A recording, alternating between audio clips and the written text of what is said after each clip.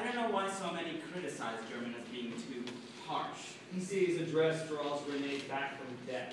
It depends on the speaker. In German can sound as much like a railing locomotive as it can a clean of a newborn. You sound to me like a soft rain in a Zen garden.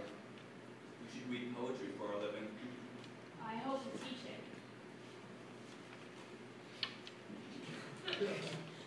Teach me. He is cut into her calf now and has devoured some of it. He grabs her ankle and bites her Achilles. You say, He kisses her shoulder.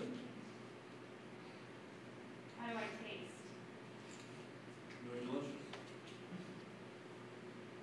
I've had you all wrong, you say. I didn't mean it when I said I thought our relationship was purely intellectual. Fine.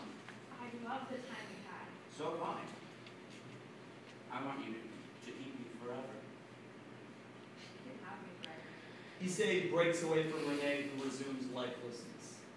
Issei rushes to the kitchen and brings back containers and places strips of her flesh within. Maybe we can go to the museum again. We never saw the Boucher room. Renee returns. That will be perfect. Issei cuts deeper into Renee. This feels like a dream. I promise you this is real. It's hard to swallow. I very much doubt A that. fly buzzes around Issei's head. Issei swats at it unsuccessfully. And with flies. You say, Yes. how are you the way you are? How am I? I don't know. I want to know you more. It's uninteresting. I'm sure it's not. I'd rather not talk about it. Tell me, There's little to tell. what's your family like? They're normal. I love them all very much, and they love me. Do you have siblings?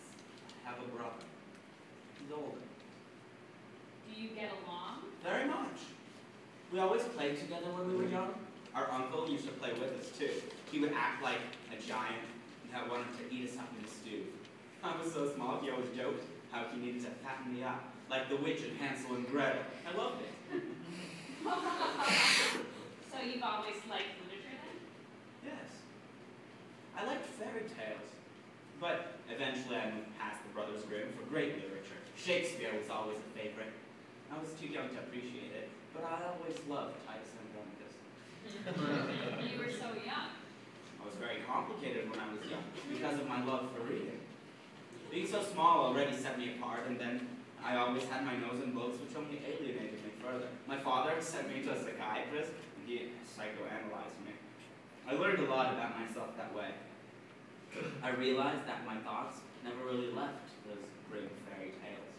Sex and violence were all I could really think about. That's frightening. Must have been hard for your parents. There's only two of them. My mother could never understand. I was never frightened by it, but with all their concern and distress, they never stopped loving me. It all seemed unfortunate, but natural. I was always in control of my actions, and I never threatened anybody, for the most part. It's brave to admit these things and say, Couldn't keep anything from you, Renee. I want you inside me, you say. I want to devour your lips. Renee pulls Issei in for a kiss. They kiss passionately. He bites her lip.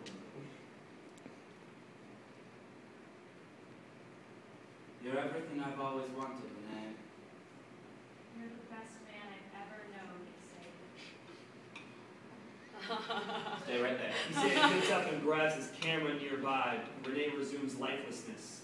He takes a picture. You, who look like Grace Kelly. Renee rises away. Get out of here! You'll be an amazing mother.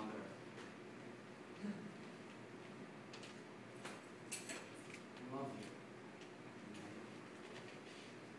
you. Issei gets on his knees at Renee's feet. He separates her legs. She allows it.